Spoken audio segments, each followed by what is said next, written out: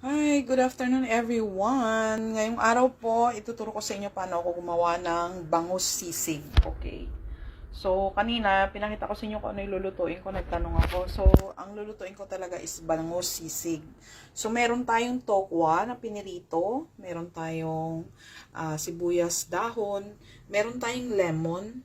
Meron tayong asin, may konting asukal, meron tayong bangus na pinirito na to, napirito na yung bangus natin. So, ito na yung bangus natin kanina na pinirito.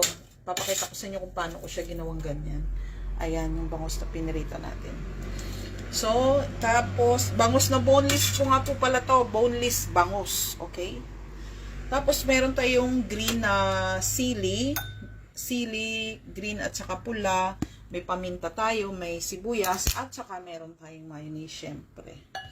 So, ipapakita ko sa inyo kung paano ko kinat yung bangus na boneless. Isang buong boneless bangus po to. So, ang yung likod niya, hindi ko na siya tinatanggal. Sinasama ko talaga siya. So, ganito lang, kinat ko lang talaga siyang ganyan. Ayan. Kinat ko siyang ganyan. Malinis ko yung kamay ko, So, kinakat natin siyang ganyan. Ayan. Okay. Tapos, tsaka nyo siya ikat na ganyan. Maliliit.